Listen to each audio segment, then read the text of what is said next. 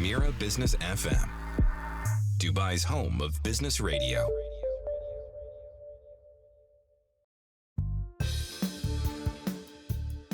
Good afternoon and welcome to Midday Majlis with Sahar Mushtaq on Mirror Business FM, where conversations connect and ideas come alive right at midday.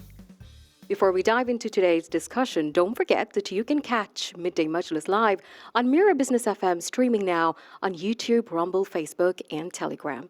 Our podcast is also available on all your favorite platforms anytime, anywhere.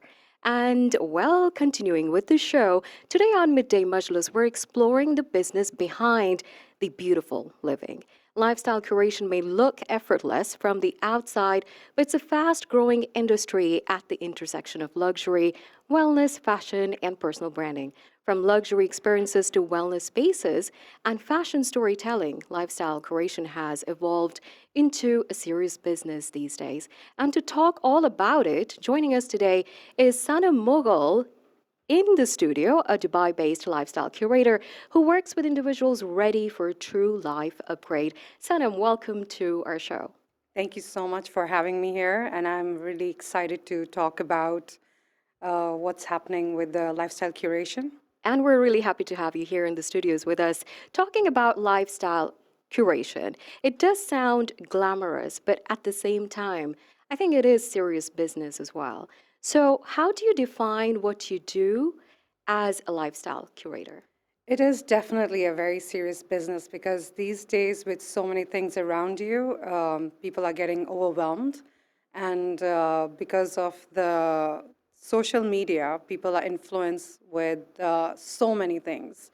So people are losing track on what they want. How I deal with this is I put all these pieces together according to people's personality and finding their core value, which is very important because you don't want to look like so many different people all the time. So we identify your core value, what's going to be with you on the longer term, and design the lifestyle according to what you want, whether it be in wellness or lifestyle in the way you want your house to be like, and traveling, you name it, we do it.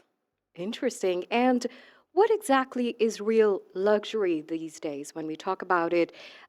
Is it about owning the luxury goods, or trends have actually changed over time? From what I'm looking at, the real luxury is in wellness and quietness because things have been going so fast, and with technology, people are doing a lot of things in one day that nobody even thought of Doing this back kind in of, the days. Yeah. yeah, like let's say 5 years ago or 10 years ago. So Life now, is definitely moving at a very yeah, fast pace. exactly. Definitely. Yeah. So, how things happen over here is that we are always putting things together according to what is needed. And so, wellness is number one because your mental health is much needed. Yes, the things like, luxury goods are just an ecosystem nowadays. It used to be a luxury items and things before, but nowadays it's about wellness number one. And yes, luxury goods are there, but they're more of your ecosystem and what defines you. There are some people, and it's also geographical. Like I have been living in different part of the world. Let's say, if you go towards South Asia, it's a different luxury. People want to show brands' names, and they want to show what they are putting their money in. Right. Well, but when you go towards the North America and everything, they're mostly about biohack and wellness, how they feel. So that's the real luxury nowadays. And of course, like, it's very geographical where you are in Dubai. Again, it's a mixture. People are all about wellness as well as, luxury lifestyle, having the most beautiful houses, dressing up really well. So it's a whole package. Right. And you've mentioned that you have worked in different parts of the world. From what I know, the space is driven by aesthetics. And from your experience, as you've worked in London, you've worked in Canada as well. And you've been in Saudi for a while, and now you're in UAE, so you know this region well also. So, what do you think? How can you translate that into sustainable business model? Yes, so these days sustainability is very important. Like I mentioned that with the lifestyle and the life that we have, things are being bombarded. Whenever you're looking around, there is something that's thrown to us that this is amazing, get this. There are influencers who are always, promoting different things, be it like the lifestyle, like the houses, the cars, and skincare line and everything. So what I do is that we design like the kind of things, if you're ready for the next level of whatever you want to do. Let's say from the very simplest form would be if you want to upgrade your wardrobe. When you look at so many things that's inspiring you, you would just be going and buying things randomly. But if we identify what actually suits your culture, your lifestyle, so we help you build your wardrobe as well. So, and that helps with the long-term partnership and Right. repeated premium as well. So instead of And keep to know your style as well yeah, is one thing, exactly. right? Yeah. So we go through the psychological test and what your goal is in life. Are we talking about, again, like the wellness? You want to feel amazing. So we want to identify what exactly you want to do. So that keeps you sustainable instead you go around to different places and hoarding yourself with so many things. It's just like my favorite store is Sephora. And if I go there, I get overwhelmed with like, what do I need to buy? What do I need? But then there would be a lovely lady who's going to come and Help she's going to you, help show you me. around. Yeah. She's going to ask me, okay, what exactly are you looking for? I'm going to tell her my problem. Then she's going to help me choose like one or The two best things about product. Yeah. among the thousands of things available there.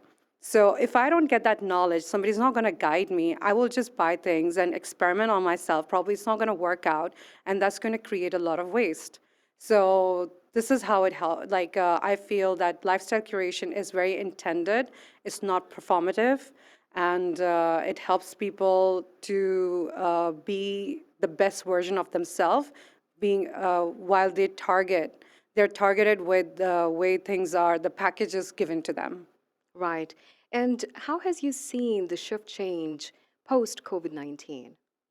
So during COVID, it was like our silent time, when people were It laid really was. back. Yeah. And Yeah. then I think people start to reflect and understand that, what life is all about.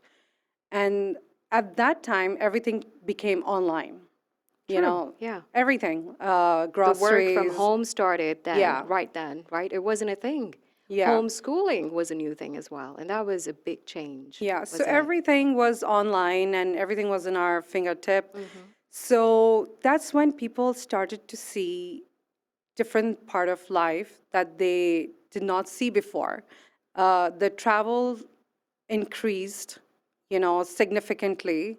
People now that travel a lot. People understood what wellness is, what fashion is, and how they want to look. So aesthetics went really high, and the businesses of different kind of aspects went up as well.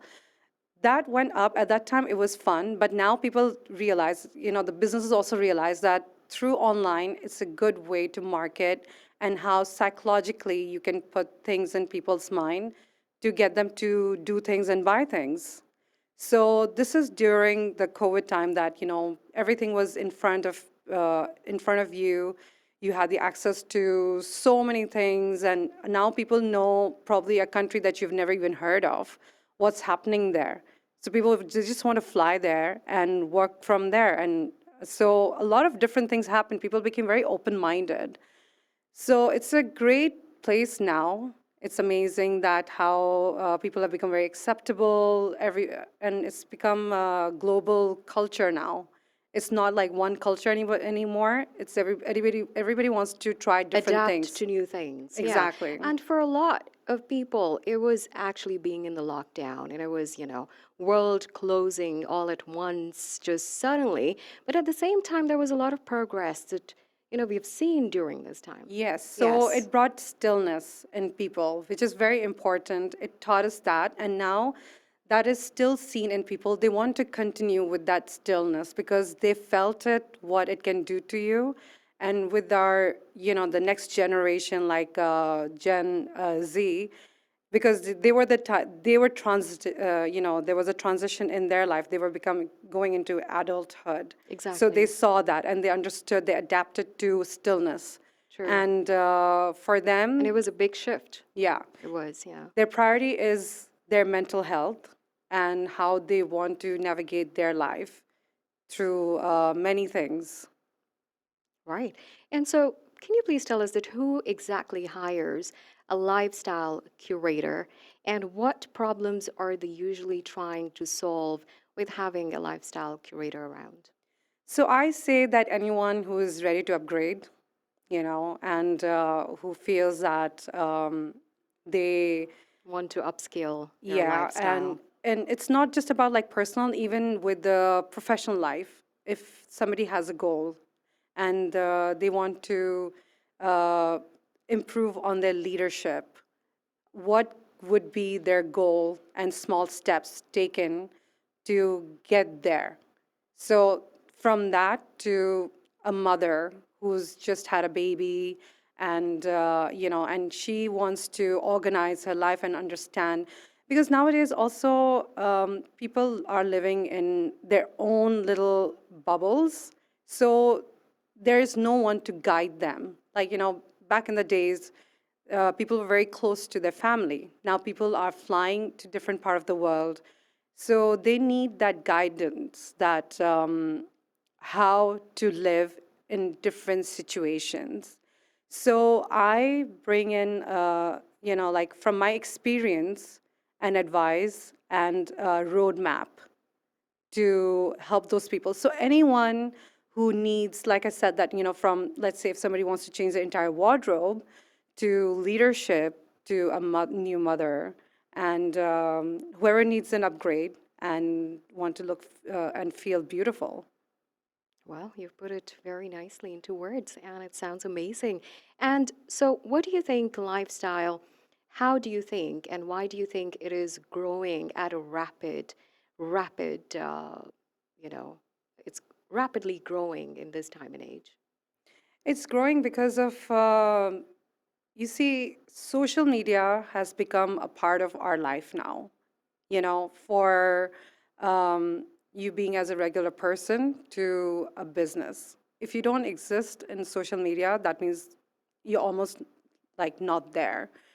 So obviously you're always scrolling and you're always checking that what's happening. And then there's every second person, intentionally or non-intentionally, they're selling something. They're promoting something. You would see probably a friends of friends post wearing something nice or doing something amazing, or they're at like a nice restaurant in some part of the world. You will go and save that when I'm visiting that country, or I will specially go to that country and go to this place. So this And it is, happens a lot these days, yeah, and right? people even they, like if they have any parties, the friends are actually flying to those places. So things have become so accessible because of the screen. So that's what has contributed to the increase in, the lifestyle, or, like the aesthetics and how you feel and how.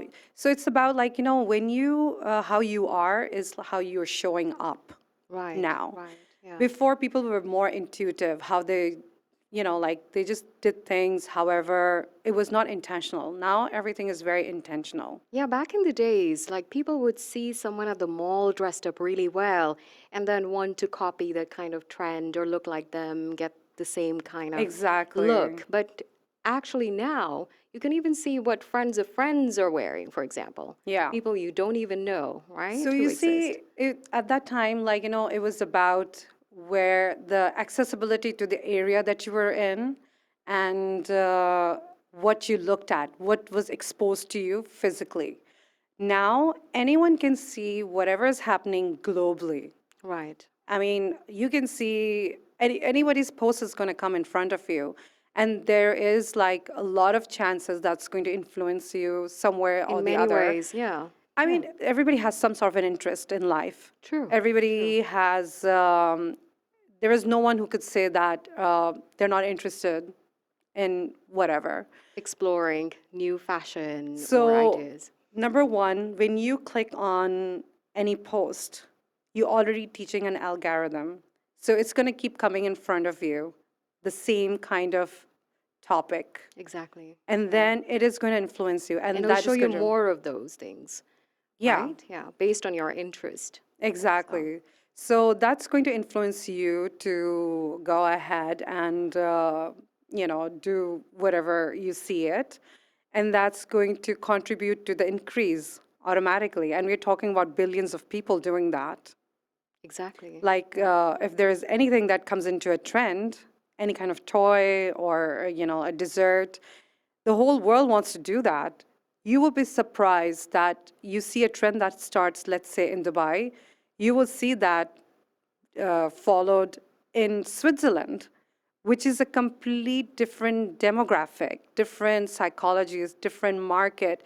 But I was surprised that there was Dubai chocolate over there as well. Exactly. I was actually thinking of that now, that Yeah. the Dubai viral kunafa chocolate has taken over the internet and the world. Yeah. So there are people doing this Dubai kunafa thing in Canada now. Now, Cakes are being made out kunafa of it. Yeah. is very local to UAE, and then now it's being accepted and enjoyed in Globally. globally Yeah. and places that you would not even think is going to be there, like in Switzerland or Canada is still very multicultural, but I would say that Europe.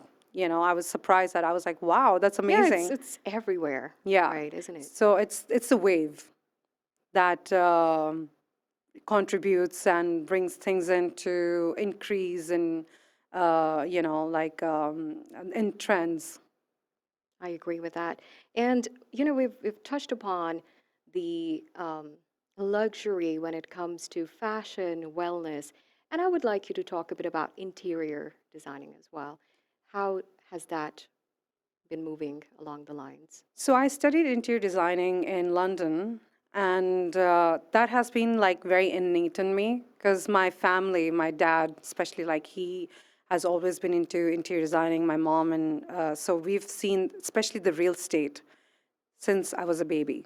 So Got that it. was always innate. We were like family that was into aesthetic. My brothers and sisters and my parents and So it my runs in the family. yeah, exactly. And Okay. my uncles and aunts and my cousins, like, so we are all into aesthetics when it comes to even fashion. So this something has been always in me. And so I especially went to London to study about it. And since then, I never commercialized myself because it has been great with personal reference. Hmm.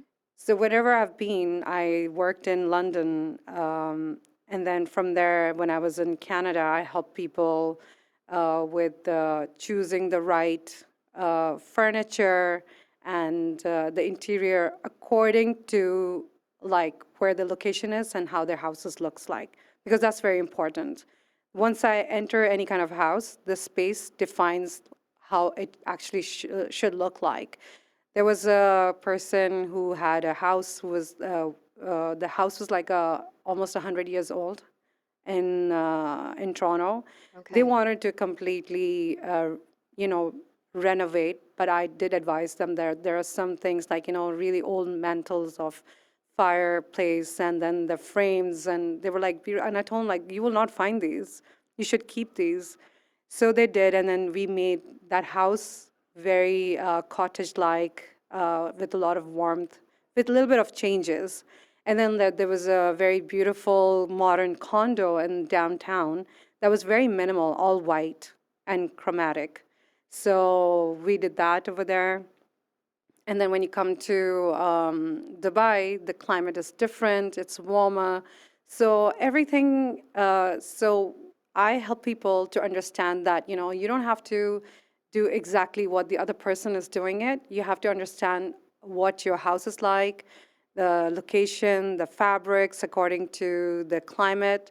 These things are very They matter a important. lot. Yeah. And now that you've mentioned that the house was 100 years old, so of course it couldn't be like, done in a modern way 100%. Yeah. So it had to keep that Character. original character of its, Yeah. yeah. So it was considered as a heritage. You can't do much to it, anyways. But what you can do is like slight changes. Let's say exterior color change makes a huge difference, and you would be shocked. Like just a bit of toning and giving the depth to the house itself brings a huge difference. Like their living area, I turned that into, I give the concept of a jewel room, like a huge chandelier, giving the, like tones of gold and grays and warmth because they had a beautiful The fire chandeliers mantle. definitely add a lot of, luxury touch to your space. Exactly. Yeah. But again, that to a minimal, it will be something different. I'm not going to give that warmth. It will be more on the winter colors, more like straight lines, minimal, no clutter, no warmth, which sounds really strange, but that's the way you look at the space. And how have you seen it any different from there, here in this region in the GCC? So you see, when it comes to London, Toronto, and Dubai, London again is placed in a cold area, but it has it's like a British culture of like thousands of years. So the way they do things, it has to have some sort of personality where the European style is defined. Like the British style is defined, and but when it comes to Toronto, it's literally very there's a lot of versatile over there because of the people. Um, they're they're people from all over the world, and people have different taste over there, and culture, the religion, everything has its own influence.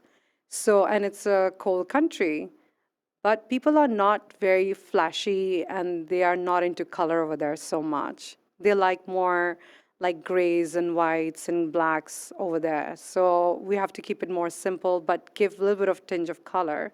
Over here, again, people are very international in Dubai. Everybody's coming from different part of the world, but there Very is colorful and, but that's Dubai that defines the color, the richness over yeah. here. So, and it gives people the way they can experiment and be as they want. They want to be loud, they can be loud. If they want to be subtle, they can be subtle. So, Dubai is a place where people can define however they want to be aesthetically, and they can live like that. That's very glamorous, isn't it? It's very glamorous, and I Yeah. love it. Yeah. The cars on those streets as well. So colorful, so vibrant. Exactly. Yeah. And It's a uh, city of colors all around you and color, luxury. yeah. And that's why people, they are very careful when they go out. They have to be in certain way. Uh, they are, everybody looks polished over here, well defined. And that's what makes Dubai amazing. Yeah. And different and stand out Yeah. at the same time. Right. Thank you very much, Saddam, for being able to join us today and for giving us a deeper look into the business behind lifestyle curation. It I'm was a glad to be pleasure here. having you. Glad to be here. It was a Thanks. pleasure. Thanks for being here.